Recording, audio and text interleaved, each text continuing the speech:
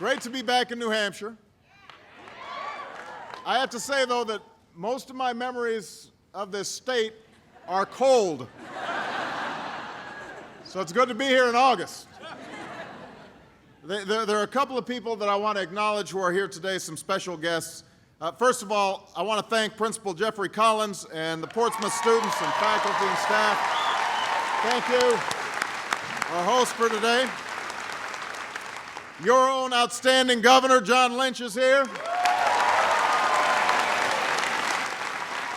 And his wonderful wife, Dr. Susan Lynch, is here, the First Lady of New Hampshire. Your United States Senator doing a great job, Jeannie Shaheen, is here.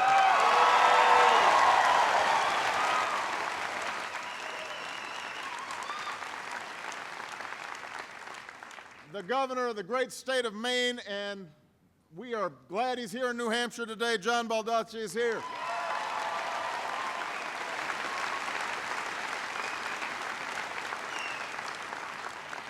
Two of my favorite people, they are just taking Congress by storm. Outstanding work. Paul Hodes, Carol Shea Porter, give them a big round of applause.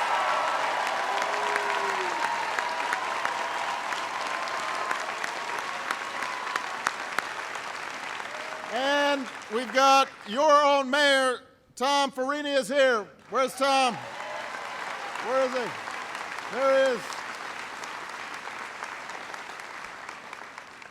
Now, I want to thank, more than anybody, Lori, for that introduction and for sharing her story with the rest of us. Thank you, Lori.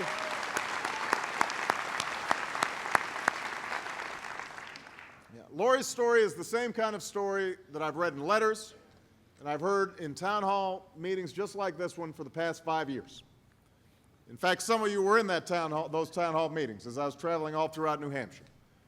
It's the story of hard-working Americans who are held hostage by health insurance companies that deny them coverage or drop their coverage or charge fees that they can't afford for care that they desperately need. I believe it is wrong. It is bankrupting families and businesses, and that's why we are going to pass health insurance reform in 2009.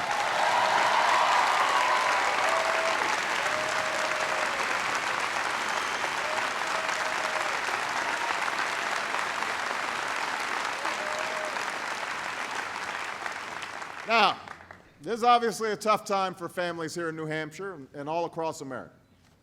6 months ago, we were in the middle of the worst recession of our lifetimes. I want you to remember what things were like in January and February. We were losing about 700,000 jobs per month. And economists of all stripes feared a second coming of the Great Depression. That was only 6 months ago. And that's why we acted as fast as we could to pass a Recovery Act that would stop the free fall. And I want to make sure everybody understands what we did. 1/3 of the money in the Recovery Act went to tax cuts that have already started showing up in the paychecks of about 500,000 working families in New Hampshire. 500,000 families in New Hampshire. We also cut taxes for small businesses on the investments that they make. And over 300 New Hampshire small businesses have qualified for new loans backed by the Recovery Act. Now, that was a third of the Recovery Act. Another third of the money in the Recovery Act is for emergency relief for folks who've borne the brunt of this recession. So we've extended unemployment benefits for 20,000 New Hampshire residents. We've made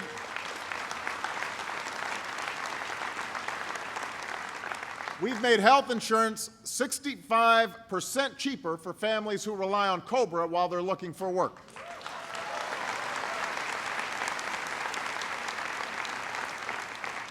And for states that were facing historic budget shortfalls, we provided assistance that has saved the jobs of tens of thousands of workers who provided essential services, like teachers and police officers.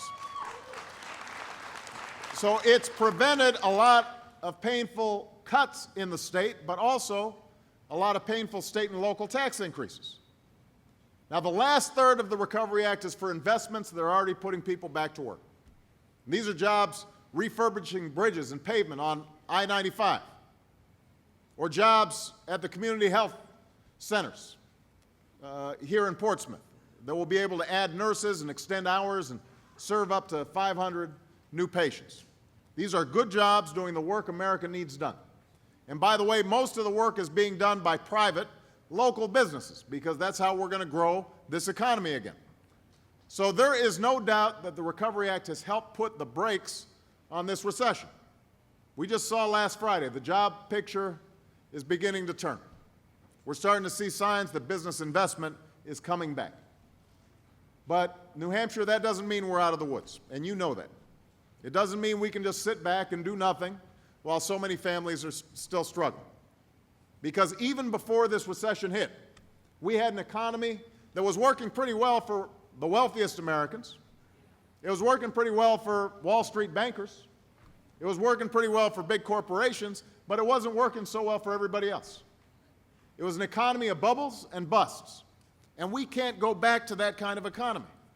If we want this country to succeed in the 21st century, and if we want our children to succeed in the 21st century, then we're going to have to take the steps necessary to lay a new foundation for economic growth. We need to build an economy that works for everybody and not just some people.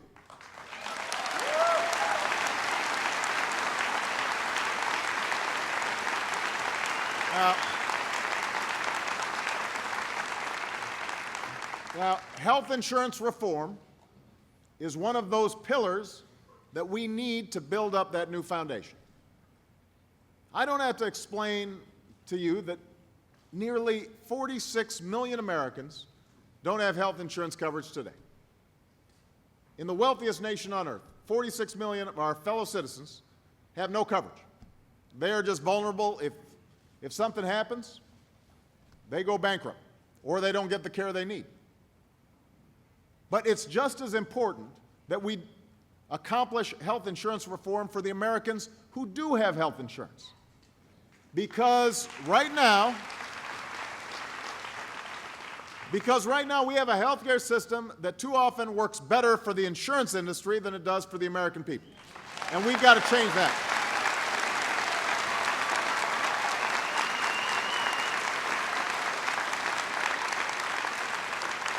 Now, let me just start by setting the record straight on a few things I've been hearing out here about reform. Under the reform we're proposing, if you like your doctor, you can keep your doctor. If you like your health care plan, you can keep your health care plan. You will not be waiting in any lines. This is not about putting the government in charge of your health insurance. I don't believe anyone should be in charge of your health insurance decisions but you and your doctor.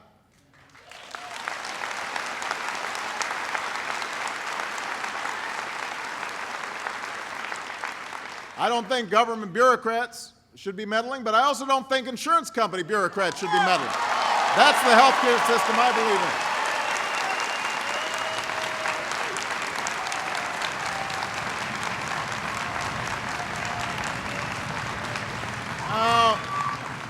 We just heard from Lori about how she can't find an insurance company that will cover her because of her medical condition. She's not alone. A recent report actually shows that in the past 3 years, over 12 million Americans were discriminated against by insurance companies because of a pre-existing condition. Either the insurance company refused to cover the person, or they dropped their coverage when they got sick and they needed it most, or they refused to cover a specific illness or condition, or they charged higher premiums and out-of-pocket costs. No one holds these companies accountable for these practices. And I have to say, this is personal for Lori, but it's also personal for me. I talked about this when I was campaigning up here in New Hampshire. I will never forget my own mother, as she fought cancer in her final months, having to worry about whether her insurance would refuse to pay for her treatment. And by the way, this was because the insurance company was arguing that somehow she should have known that she had cancer when she took her new job, even though it hadn't been diagnosed yet. So if it could happen to her, it could happen to any one of us. And I've heard from so many Americans who have the same worries. One woman testified that an insurance company would not cover her internal organs because of an accident she had when she was 5 years old. Think about that. That covers a lot of stuff.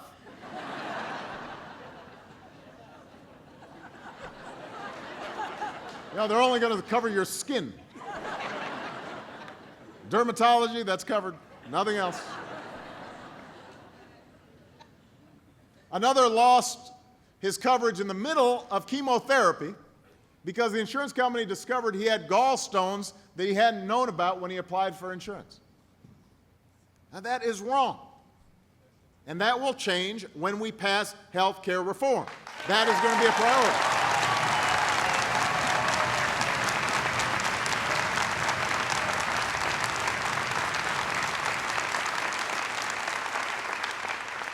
Under the reform we're proposing, insurance companies will be prohibited from denying coverage because of a person's medical history, period.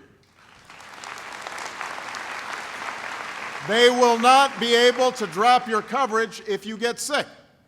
They will not be able to water down your coverage when you need it. Your health insurance should be there for you when it counts. Not just when you're paying premiums, but when you actually get sick. And it will be when we pass this plan.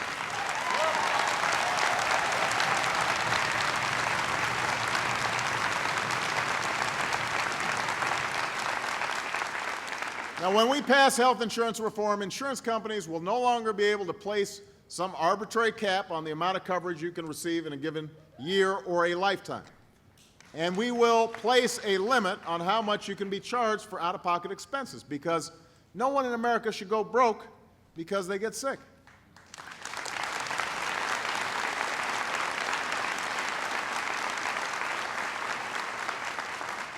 And finally, this is important.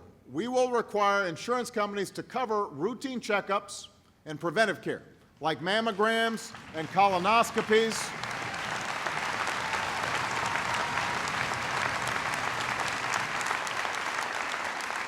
Because there's no reason we shouldn't be catching diseases like breast cancer and prostate cancer on the front end. That makes sense. It saves lives. It also saves money. And we need to save money in this healthcare system. So this is what reform is about. For all the chatter and the yelling and the shouting and the noise, what you need to know is this. If you don't have health insurance, you will finally have quality, affordable options once we pass reform.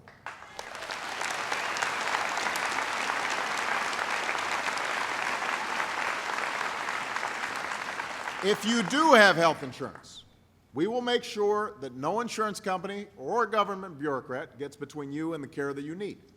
And we will do this without adding to our deficit over the next decade, largely by cutting out the waste and insurance company giveaways in Medicare that aren't making any of our seniors healthier. Right. Now, before I start taking questions, let me just say, there's been a long and vigorous debate about this, and that's how it should be. You know, that's what America's about, is we have a vigorous debate. That's why we have a democracy. But I do hope that we will talk with each other and not over each other, because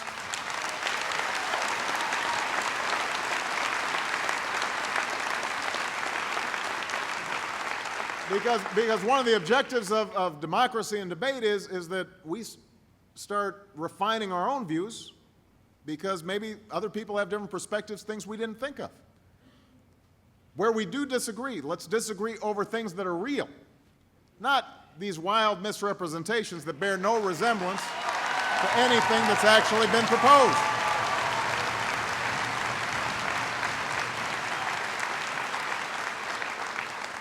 Because the way politics works sometimes is that people who want to keep things the way they are will try to scare the heck out of folks, and they'll create boogeymen out there that just aren't real.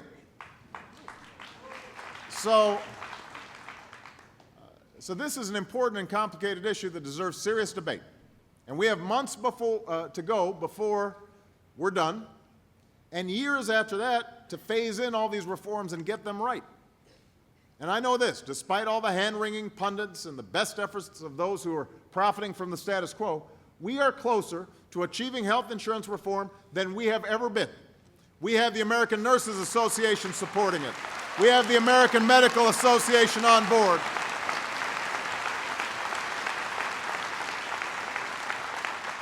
America's doctors and nurses know firsthand how badly we need reform. We have broad agreement in Congress on about 80% of what we're trying to do. We have an agreement from the drug companies to make prescription drugs more affordable for seniors. We can cut the donut hole in half if we pass reform.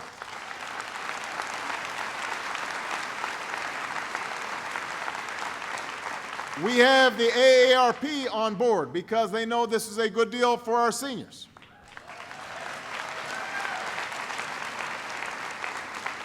But let's face it, now's the hard part, because the history is clear. Every time we come close to passing health insurance reform, the special interests fight back with everything they've got. They use their influence, they use their political allies to scare and mislead the American people. They start running ads. This is what they always do. We can't let them do it again. Not this time. Not now.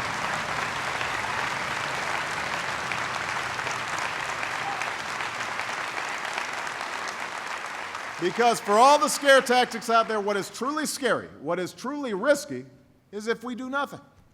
If we let this moment pass, if we keep the system the way it is right now, we will continue to see 14,000 Americans lose their health insurance every day. Your premiums will continue to skyrocket. They have gone up 3 times faster than your wages, and they will keep on going up. Our deficit will continue to grow because Medicare and Medicaid are on an unsustainable path. Medicare is slated to go into the red in about 8 to 10 years. I don't know if people are aware of that. If I was a senior citizen, the thing I'd be worried about right now is Medicare starts running out of money because we haven't done anything to make sure that we're getting a good bang for our buck when it comes to health care. And insurance companies will continue to profit by discriminating against people for the simple crime of being sick.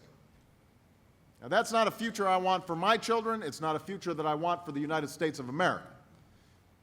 New Hampshire, I was up here campaigning a long time. A lot of you guys came to my town hall events. Some of you voted for me, some of you didn't. But here's one thing I've got to say.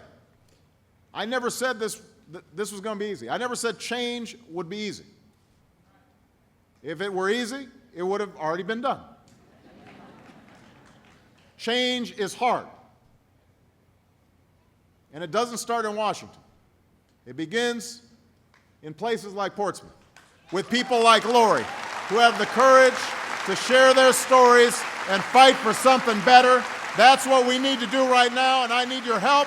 If you want a health care system that works for the American people, as well as it works for the insurance companies, I need your help. Knocking on doors, talking to your neighbors, spread the facts. Let's get this done. Thank you. Thank you. Thank you.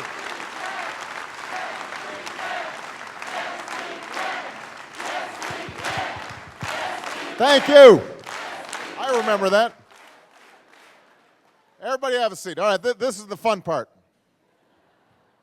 Now, first of all, by the way, let's thank the band. I didn't see the band over here. Thank you, band.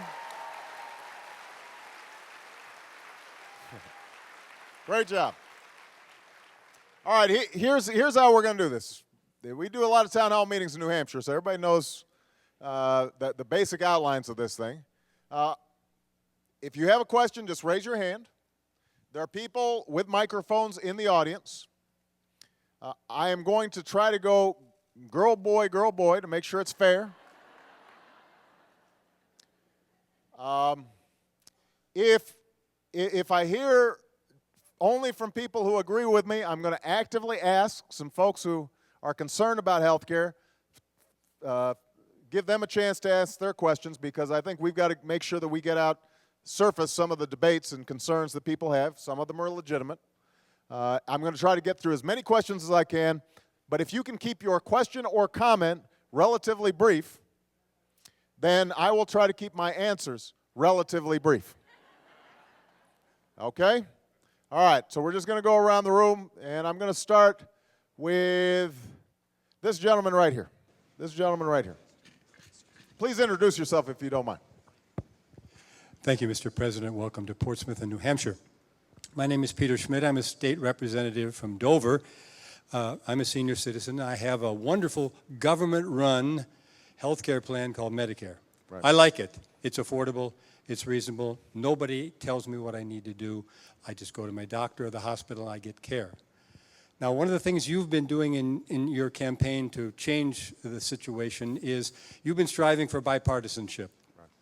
I think it's a wonderful idea, but my question is, if the Republicans actively refuse to participate in a reasonable way with reasonable proposals, isn't it time to just say, we're going to pass what the American people need and what they want without the Republicans?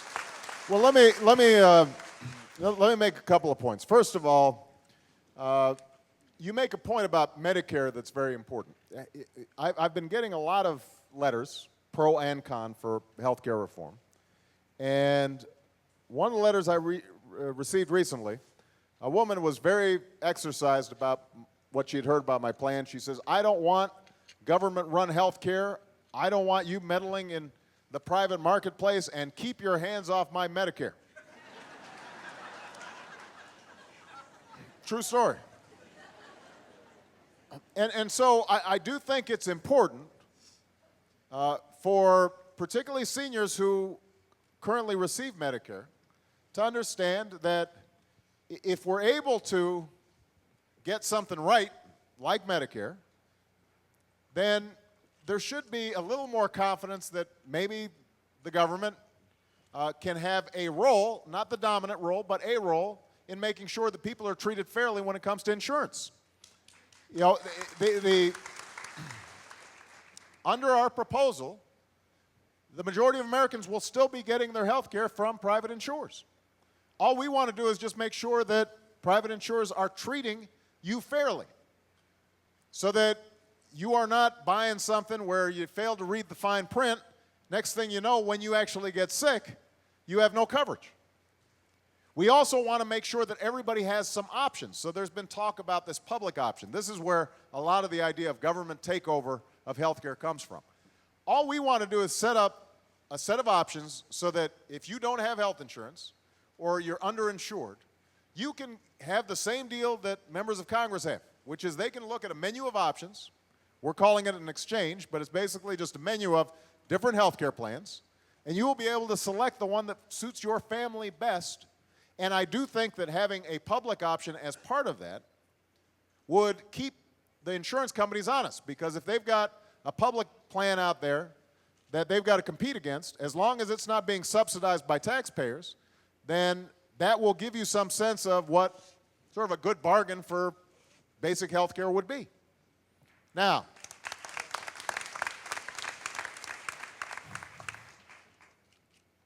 I think that there are some of my Republican friends on Capitol Hill who are sincerely trying to figure out if they can find a health care bill that works.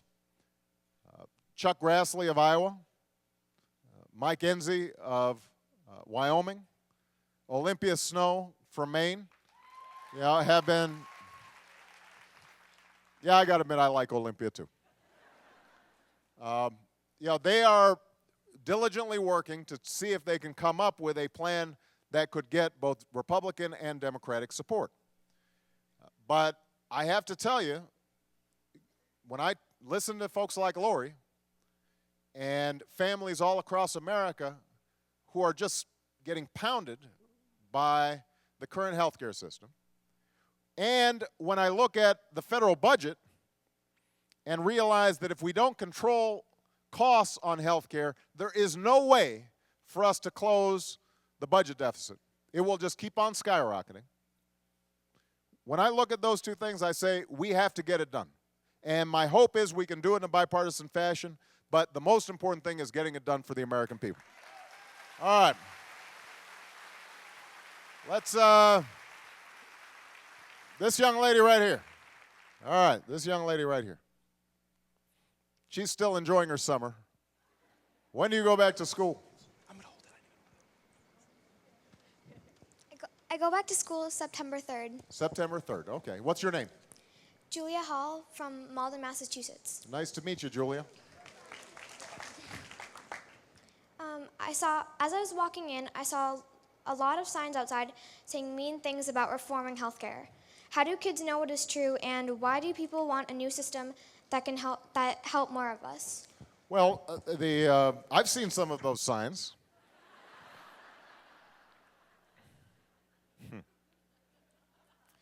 Let me just be specific about some things that I've been hearing lately that we just need to dispose of here. The rumor that's been circulating a lot lately is this idea that somehow the House of Representatives voted for death panels that will basically pull the plug on Grandma because we've decided that it's too expensive to let her live anymore. And there are some variations on this theme. It turns out that I guess this arose out of a provision in one of the House bills that allowed Medicare to reimburse people for consultations about end-of-life care, setting up living wills, the availability of hospice, et cetera. So the intention of the members of Congress was to give people more information so that they could handle issues of end-of-life care when they're ready on their own terms. It wasn't forcing anybody to do anything. This is, I guess, where the rumor came from. The irony is that actually one of the chief sponsors of this bill originally was a Republican, then House member, now Senator, named Johnny Isakson from Georgia, who very sensibly thought this is something that would expand people's options. And somehow it's gotten spun into this idea of death panels. I am not in favor of that. So just I want to clear the air here. Now, in fairness, the underlying argument, I think, has to be addressed.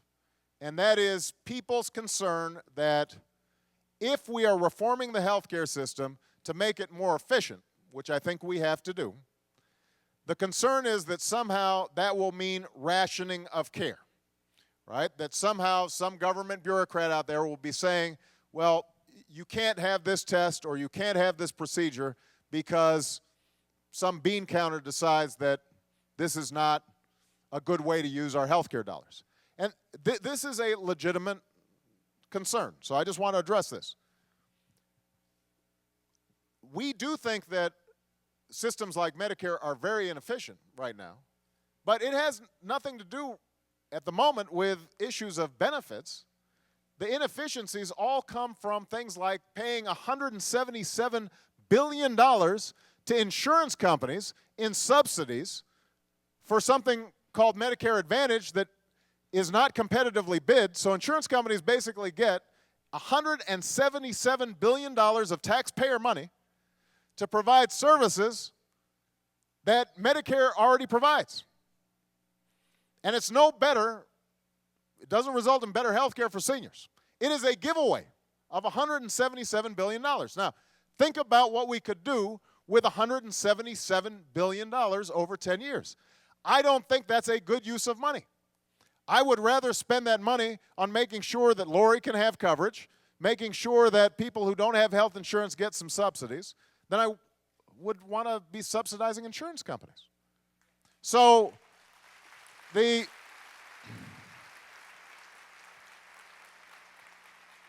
another way of putting this is right now, insurance companies are rationing care. they are basically telling you what's covered and what's not. They're telling you, we'll cover this drug, but we won't cover that drug. You can have this procedure or you can't have that procedure. So why is it that people would prefer having insurance companies make those decisions rather than medical experts and doctors figuring out, what are good deals for care and providing that information to you as a consumer and your doctor so you can make good decisions? So I just want to be very clear about this. I recognize there is an underlying fear here that people somehow won't get the care they need. You will have not only the care you need, but also the care that right now is being denied to you only if we get health care reform. That's what we're fighting for. All right. Gentleman back here with the baseball cap. Right there. Good morning. Good afternoon, Mr. President. Good Bill afternoon. Anderson from Sanborn, New Hampshire. In reference to what you just said, I'm presently under the New Hampshire Medicaid system, and I have to take a drug called Lipitor. When I got onto this program, they said, no, we're not going to cover Lipitor, even though I've been on that pill for probably 10 years, based on the information my doctor feels is right for me. And I had to go through 2 different trials of other kind of drugs before it was finally deemed that I was able to go back on the Lipitor through the New Hampshire Medicaid system. So here it is, the Medicaid that you guys are administering, and you're telling me that it's good, but in essence, I'm dealing with the same thing that you're telling me the insurance companies are doing. Well, Thank look, you. I think that's a legitimate point. I don't know all the details, but it sounds to me like they were probably trying to have you take a generic as opposed to a brand name. Is that right? And it turned out that you did not have as good of a reaction under the generic as the brand name, and then they put you back on the brand name. Is that what happened? Well, right. Look, there may be, in 9 out of 10 cases, the generic might work as well or better than the brand name. And we don't want to just subsidize the drug companies if you've got one that works just as well as another. The important thing about the story that you just told me is that once it was determined that in fact you needed the brand name, you were able to get the brand name. Now, I want to be absolutely clear here. There are going to be instances where if there is really strong scientific evidence that the generic and the brand name work just as well, and the brand name costs twice as much, that the taxpayer should try to get the best deal possible, as long as, if it turns out that the generic doesn't work as well, you're able to get the brand name. So the basic principle that we want to set up here is that if you're in private insurance, first of all, your private insurance can do whatever you want. If you're under a government program, then it makes sense for us to make sure that we're getting the best deal possible and not just giving drug makers or insurers more money than they should be getting. But ultimately, you've got to be able to get the best care based on what the doctor says. And it sounds like that is eventually what happened. It may be that it wasn't as efficient, it wasn't as smooth as it should have been, but that result is actually a good one. And you think about all the situations where a generic actually would have worked. In fact, one of the things I want to do is to speed up generics getting introduced to the marketplace, because right now, drug companies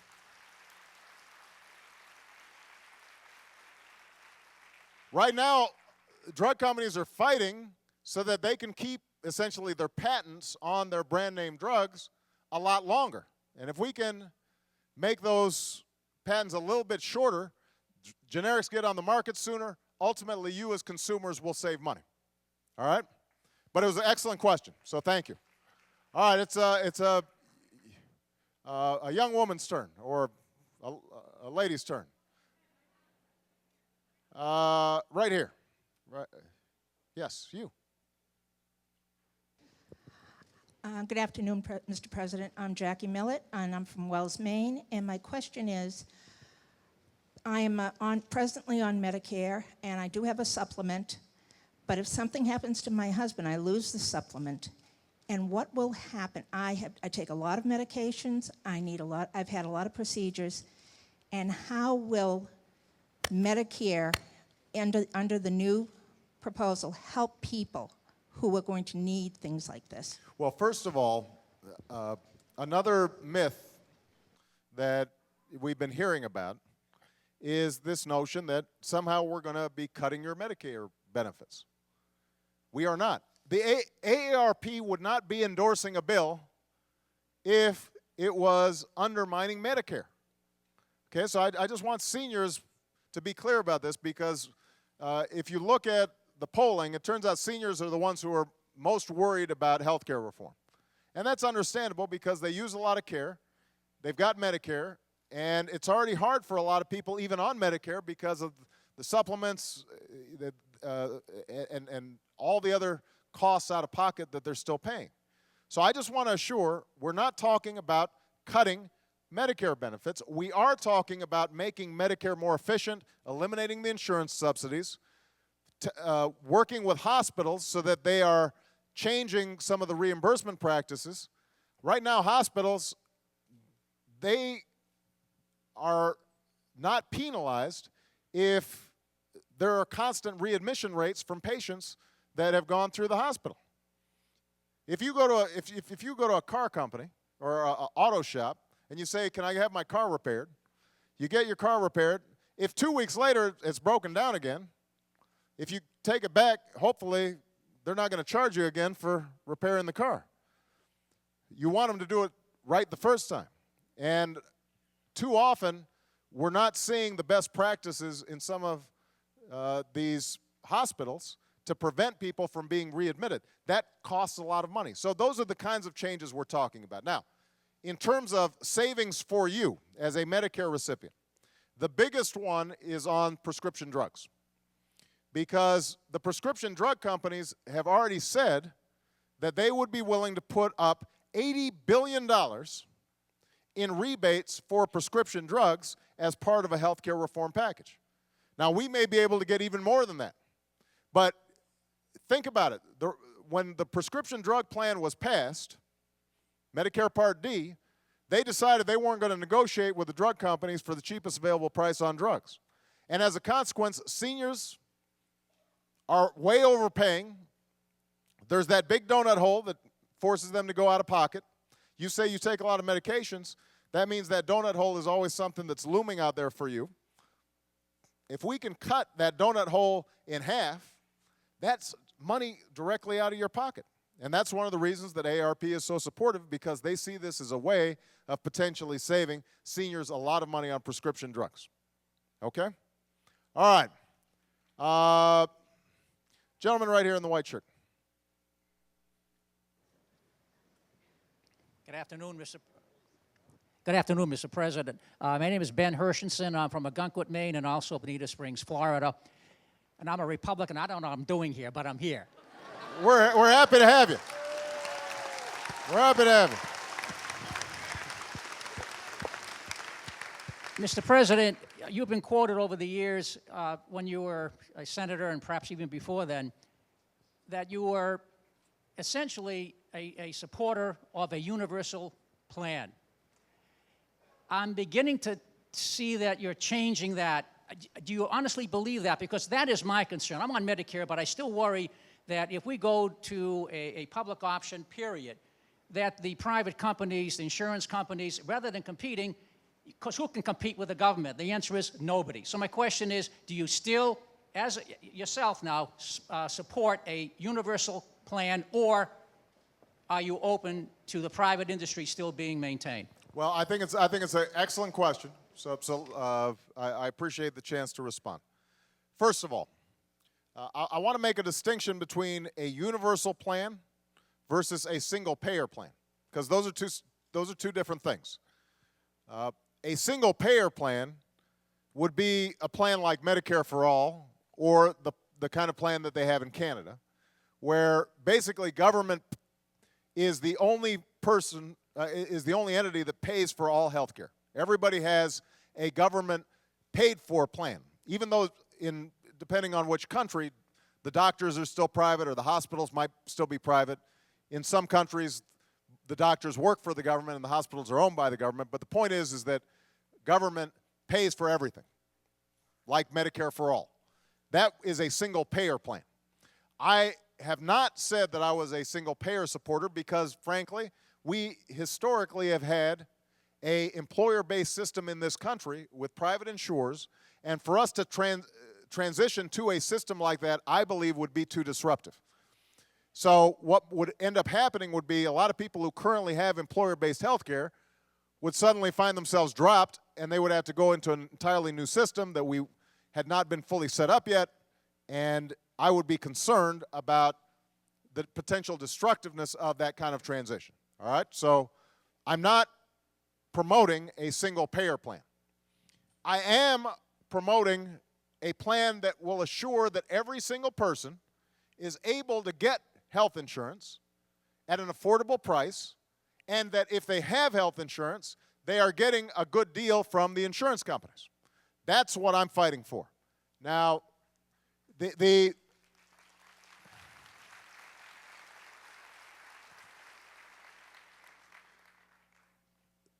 way we have approached it is that if you've got health care under a private plan, if your employer provides you health care or you buy your own health care and you're happy with it, you won't have to change. What we're saying is if you don't have health care, then you will be able to go to an exchange similar to the menu of options that I used to have as a member of Congress, and I can look and see what are these various private health care plans offering, what's a good deal, and I'll be able to buy insurance from that exchange, and because it's a big pool, I'll be able to drive down costs. I'll get a better deal than if I was trying to get health insurance on my own. This is true, by the way, for small businesses as well. A lot of small businesses, they end up paying a lot more than large businesses per person for health care because they've got no bargaining power. They've got no leverage. So we want small businesses to be able to buy into this big pool. Okay? Now, the only thing that I have said is that having a public option in that menu would provide competition for insurance companies to keep them honest. Now, I recognize, though, you raise a legitimate concern. People say, well, how can a private company compete against the government? And my answer is that if the private insurance companies are providing a good bargain, and if the public option has to be self-sustaining, meaning taxpayers aren't subsidizing it, but it has to run on charging premiums and providing good services and a good network of doctors, just like any other private insurer would do, then I think private insurers should be able to compete. They do it all the time. I mean, if you think about it, UPS and FedEx are doing just fine, right? No, they are. I mean, it's the post office that's always having problems. So, right now, you've got private insurers who are out there competing effectively, even though a lot of people get their care through Medicare or Medicaid or VA.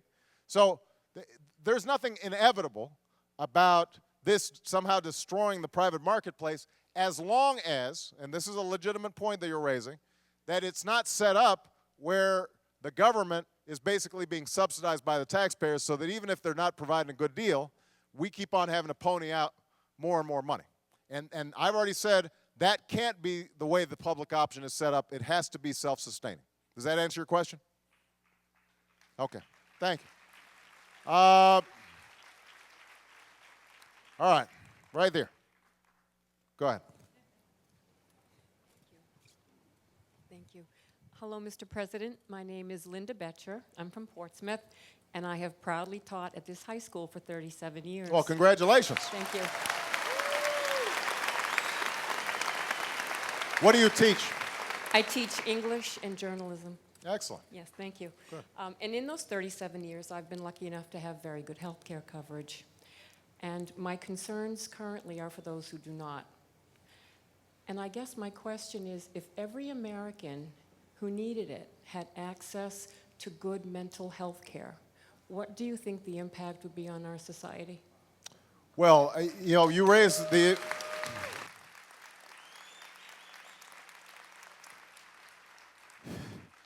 Mental health has always been undervalued in the health insurance market.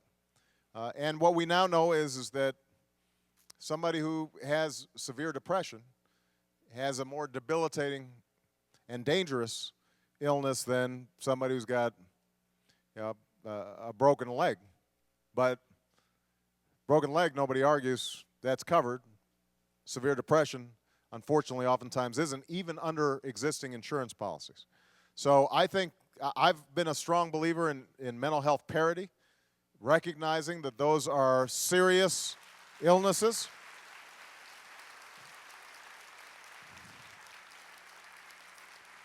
And I would like to see a mental health component as part of a package that people are covered under our plan.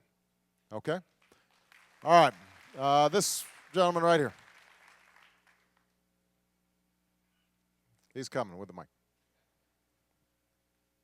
Hello, Mr. President. I'm Justin Higgins from Stratham, New Hampshire. How are you, Justin? Fine, thank you. There's a lot of misinformation about how we're going to pay for this healthcare plan, and I'm wondering how we're going to do this without raising the taxes on the middle class, because I don't want the burden to fall on my parents. And also, I'm a college student, so They've already got enough problems paying your college tuition. Exactly, All right, exactly. I hear you. Also, I'm looking towards my future with career options and opportunities, and I don't want inflation to skyrocket by just adding this to the national debt. So I'm wondering how we can avoid both of those scenarios. Right. That's a great question.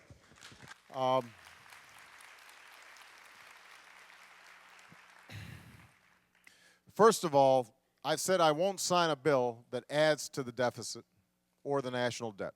Okay, so this will have to be paid for.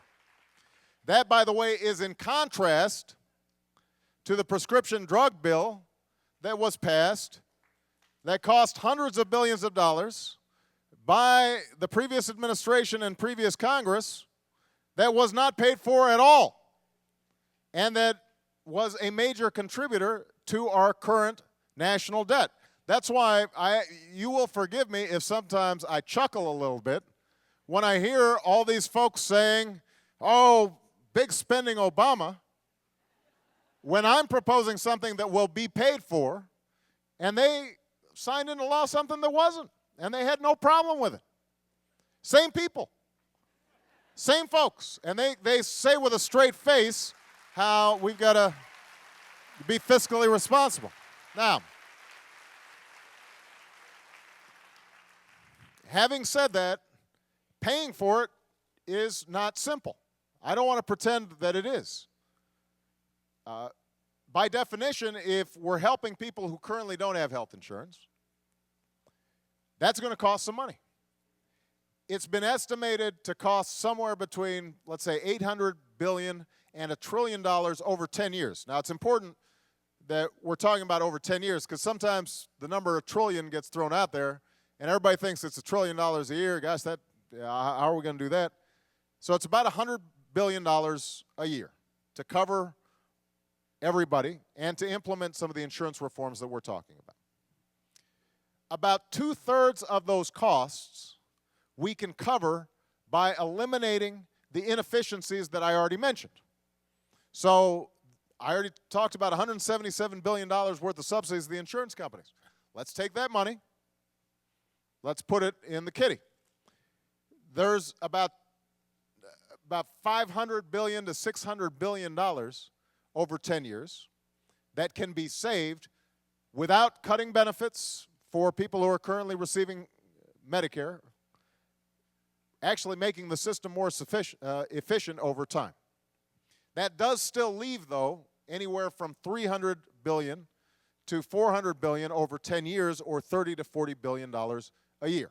That does have to be paid for, and we will need new sources of revenue to pay for it. And I've made a proposal that would, I want to just be very clear, the proposal, my preferred approach to this would have been to take people like myself who make more than $250,000 a year and limit the itemized deductions that we can take to the same level as middle-class folks can take them. Right now, the average person, the average middle-class family, you know, they're in the 28% tax bracket, and so they basically can itemize, take a deduction that is about 28%. I can take, since I'm in a much higher tax bracket, I can take a much bigger deduction, and so as a consequence, if I give a charitable gift, I get a bigger break from Uncle Sam than you do. So what I've said is, let's just even it out. That would actually raise sufficient money. Now, that was my preferred way of paying for it. Members of Congress have had different ideas, and we are still exploring these ideas. By the time that we actually have a bill that is set, that is reconciled between House and Senate and is voted on, it will be very clear what those ideas are. My belief is that it should not burden people who make $250,000 a year or less. And I think that's the commitment that I made, the pledge that I made when I was up here running in New Hampshire, folks. So I don't want anybody saying somehow that I'm, you know, pulling the bait and switch here. I said very specifically I thought we should roll back Bush tax cuts and use them to pay for health insurance. That's what I'm intending to do. All right? Okay. I've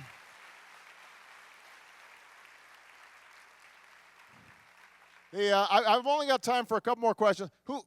Somebody here who has a concern about health care that has not been raised, or is skeptical and suspicious and wants to make sure that, because I don't want people thinking I just have a bunch of plants in here. All right, so I've got one right here, and then I'll ask the guy with two hands up because he must really have a burning question. All right, go ahead. Thank you, Mr. President. I've worked in the medical field for about 18 years and seen a lot of changes over those 18 years. I currently work here at the high school as a paraprofessional. My name's Linda Arsenal from Portsmouth, New Hampshire. I have a little, couple questions about the universal insurance program, which, if I understand you correctly, President Obama, you seek to cover 50 million new people over and above the amount of people that are currently getting health care at this moment. It'll probably, I just want to be honest here. There are about 46 million people who are uninsured. And under the proposals that we have, even if you have an individual mandate, probably only about 37, 38 million. So somewhere in that ballpark. Okay, I'm off a little bit. No, here. I just want to. I just want to make sure I wasn't That's okay, Mr. overselling my plan here. It's okay, Mr. President. My concerns. She's okay. Yeah, He that's winked good. at me. Right. My concern is for where are we going to get the doctors and nurses to cover these? Right now, I know that people are not going to school to become teachers to teach the nursing staffs. Doctors have huge capacities. Some of them are leaving private to go to administrative positions because of the caseload that they're being made to hold. I really do feel that there'll be more demand with this universal health care and no added supply. I also understand that it was to be taken from Medicare, about $500 billion, and correct me if I'm wrong on that. I just said that. Okay, and also, I'm very, very concerned about the elderly. I don't know if this is also correct, but I understand that a federal health board will sit in judgment of medical procedures and protocols to impose guidelines on all providers when to withhold certain types of care. Like, what is the point you get to when we say, I'm sorry that this cannot happen? And thank you very much for letting me ask those questions, Mr. Of course. President. Well, first of all, I already mentioned that we would be taking savings out of Medicare that are currently going to insurance subsidies, for example. So that is absolutely true. I just want to be clear again. Seniors who are listening here, this does not affect your benefits. This is not money going to you to pay for your benefits. This is money that is subsidizing folks who don't need it. So that's point number one. Point number two, in terms of these expert health panels, well, this goes to the point about death panels. That's what folks are calling them. The idea is actually pretty straightforward, which is if we've got a panel of experts, health experts, doctors, who can provide guidelines to doctors and patients about what procedures work best in what situations, and find ways to reduce, for example, the number of tests that people take. These aren't going to be forced on people, but they will help guide how the delivery system works so that you are getting higher quality care. And it turns out that oftentimes higher quality care actually costs less. So let me just take the example of testing. Right now, a lot of Medicare patients, you have something wrong with you. You go to your doctor checks up on you, maybe he has a test, he administers a test. You go back home, you get the results. The doctor calls you and says, okay, now you got to go to this specialist. Then you have to take another trip to the specialist. The specialist doesn't have the first test, so he does his own test. Then maybe you've got to, when you go to the hospital, you've got to take a third test. Now, each time, taxpayers under Medicare are paying for that test. So for a panel of experts to say, why don't we have all the specialists and the doctors communicating after the first test, and let's have electronic medical records so that we can forward the results of that first test to the others. That's a sensible thing to do. That is a sensible thing to do. So we want, if I'm a customer, if I'm a consumer, and I know that I'm overpaying $6,000 for anything else, I would immediately want the best deal, but for some reason in healthcare, we continue to put up with getting a bad deal. We're paying $6,000 more than any other advanced country, and we're not healthier for it. $6,000 per person more per year. That doesn't make any sense. So there's got to be a lot of waste in the system, and the idea is to have doctors, nurses, medical experts look for it. Now, the last question that you ask is very important, and I don't have a simple solution to this. If you look at the makeup of the medical profession right now, we have constant nurses shortages, and we have severe shortages of primary care physicians. Primary care physicians, ideally family physicians, they should be the front lines of the medical profession in encouraging prevention and wellness. But the problem is that primary care physicians, they make a lot less money than specialists. And nurse practitioners too. So, well, and nurses, you've got a whole another issue which you already raised, which is the fact that not only are nurses not paid as well as they should, but you also have nursing professors are paid even worse than nurses. So as a consequence, you don't have enough professors to teach nursing, which means that's part of the reason why you've got such a shortage of nurses.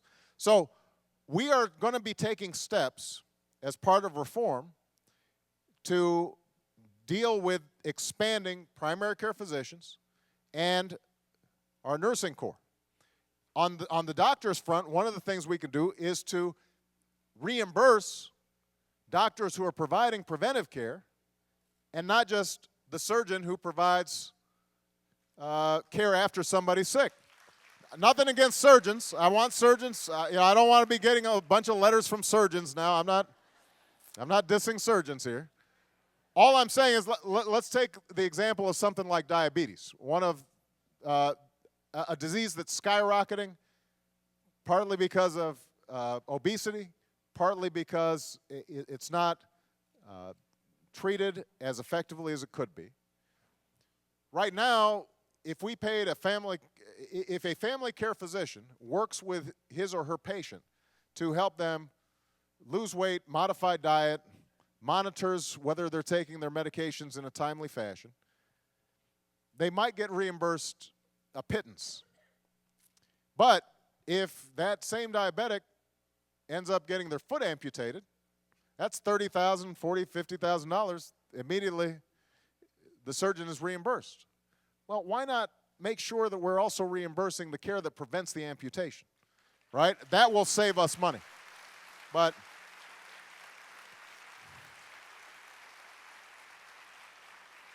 so changing reimbursement rates will help. The other thing that will really help both nurses and doctors, helping pay for medical education for those who are willing to go into primary care. And that's something that we already started to do under the Recovery Act, and we want to do more of that under healthcare reform. All right, last question.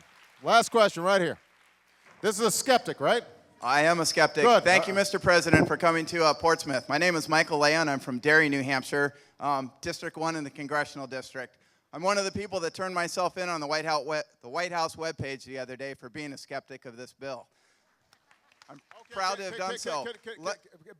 Before you answer this question, just because you referred to it, can I just say this is another example of how the media ends up just completely distorting what's taking place.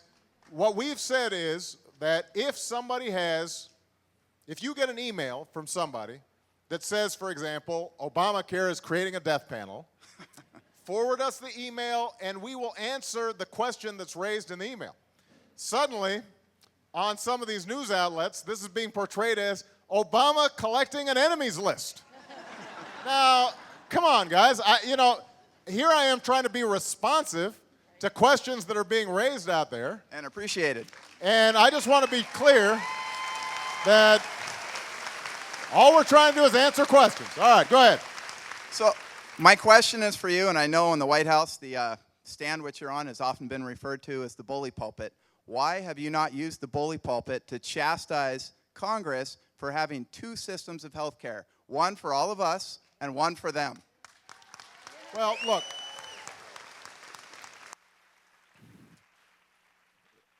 First of all, if we don't have health care reform, the gap between what Congress gets and what ordinary Americans get will continue to be as wide as it is right now. And you are absolutely right. I don't think Carol or Paul would deny they've got a pretty good deal. They've got a pretty good deal. I mean, the fact is that they are part, by the way, I want you to know, though, their deal is no better than the janitor who cleans their offices, because they are part of a federal healthcare employee plan. It is a huge pool. So you've got millions of people who are part of the pool, which means they've got enormous leverage with the insurance companies, right? So they can negotiate the same way that a big Fortune 500 company can negotiate, and that drives down their costs. They get a better deal. Now what happens is those members of Congress, and when I was a senator, same situation, I could, at the beginning of the year, look at a menu of a variety of different healthcare options. Most of them offer, these are all private plans, or they could be non-for-profit, Blue Cross Blue Shield or Aetna or what have you. They would have these plans that were offered, and we would then select what plan worked best for us.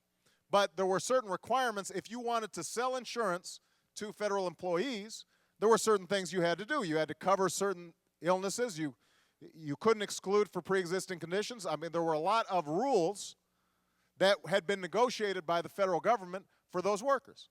Now, guess what? That's exactly what we want to do with health care reform. We want to make sure that you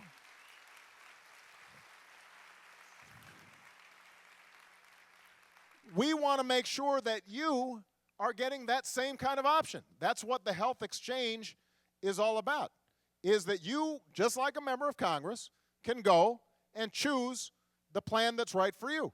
You don't have to. If you've got health care that you like, you don't have to use it.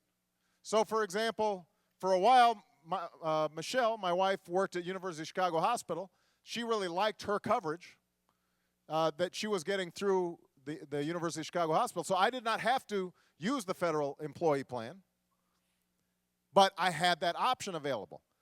The same is true for you. Nobody's going to force you to be part of that plan, but if you look at it and you say, you know what, this is a good deal, and I've got more leverage because maybe I'm a small business, or maybe I'm self-employed, or maybe I'm like Lori and nobody will take me because of a pre-existing condition, and now suddenly I've got these rules set up, why wouldn't I want to take advantage of that? Now, there are legitimate concerns about the cost of the program. So I understand if you just think no matter what, no matter how good the program is, you don't think that we should be paying at all for additional people to be covered, then you're probably going to be against health care reform, and I can't persuade you. There are legitimate concerns about the public option. The gentleman who raised his hand, I think it's a good idea, but I understand some people just philosophically think that if you set up a public option, that will drive public insurance out or private insurers out. I think that's a legitimate concern. I disagree with it, but that's a legitimate debate to have. But I want everybody to understand, though, the status quo is not working for you. The status quo is not working for you. And if we can set up a system, which I believe we can, that gives you options, just like members of Congress have options, that gives a little bit of help to people who currently are working hard every day, but they don't have health care insurance on the job, and most importantly, if we can make sure that all of you who have insurance, which is probably 80 or 90% of you, that you are not going to be dropped because of a pre-existing condition or because you lose your job or because you change your job, that you're actually going to get what you pay for, that you're not going to find out when you're sick that you got cheated, that you're not going to hit a lifetime cap where you thought you were paying for insurance, but after a certain amount, suddenly you're paying out of pocket and bankrupting yourself and your family. If we can set up a system that gives you some security, that's worth a lot. And this is the best chance we've ever had to do that. But we're all going to have to come together. We're going to have to make it happen. I am confident we can do so, but I'm going to need your help, New Hampshire. Thank you very much, everybody. God bless you.